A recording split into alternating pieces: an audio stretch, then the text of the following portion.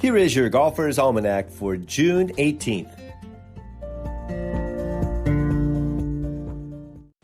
Today is the birthday of Jim Albus, born James Christian Albus in 1940 in Staten Island, New York. He took up golf in college and worked as a club professional, though he played in 5 U.S. Opens and 7 PGAs. After he turned 50, Albus played on the Champions Tour and won 6 times, including the 1991 Senior Players Championship. Happy birthday, Mr. Albus. On this day in 1898, the golf course and clubhouse officially opened at the Atlantic City Country Club. 5 years later, on a windy winter day, Abner Smith found the fairway with his tee shot on the 12th hole. His next shot landed on the green just inches from the hole. Someone in the group commented, "That was a bird of a shot." Bird of a shot became birdie, and the term spread far and wide.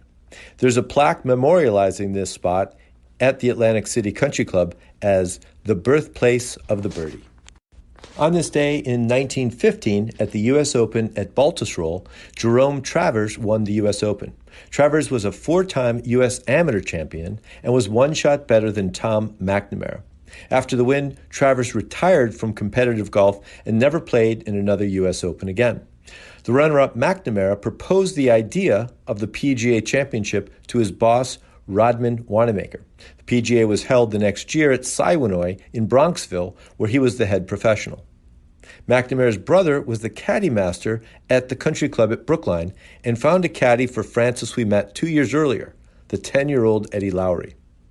Travers was the second of 5 amateurs to ever win the U.S. Open. Ouimet was the first, Johnny Goodman the last, Jones and Chick Evans are the others.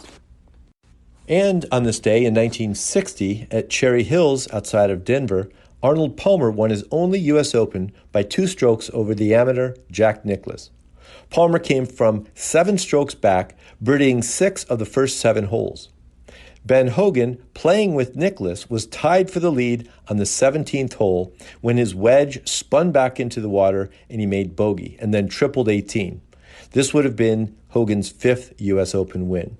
This is still the best final round comeback in U.S. Open history.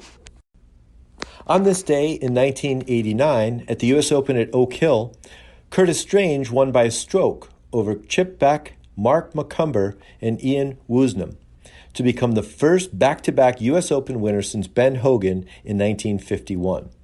Gary Player made his final appearance in a U.S. Open, opening with a 78 and then a second-round 69 to just miss the cut by 2 strokes.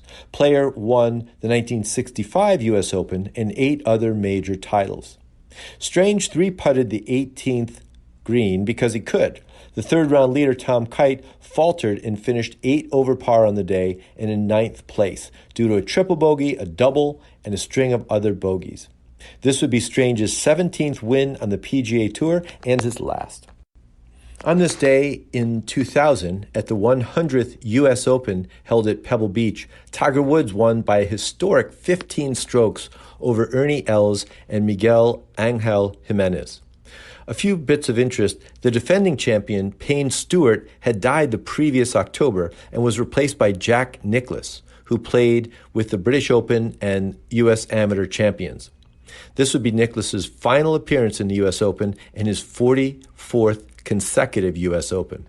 Curtis Strange also made his last appearance in the U.S. Open. Hal Sutton chipped in for an eagle on the first hole, the first opening hole eagle in the history of the U.S. Open, 100 tournaments.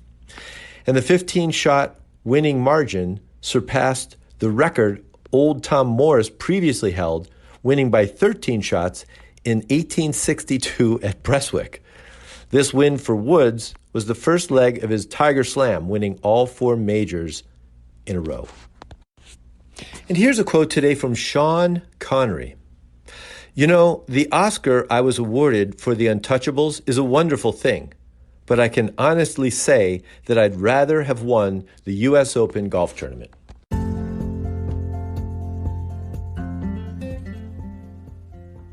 That's it for today in golf history. Play fast, repair all the pitch marks you can find, and keep your golf ball in the short grass.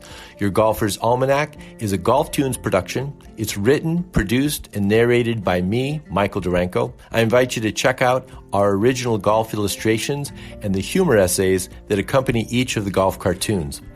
Tour Backspin is a weekly golf history newsletter that celebrates the PGA Tour in the 1960s and 70s with tie-ins to today's tour. They offer a bunch of content, contests, and other interesting bits. See the link in the show notes and subscribe.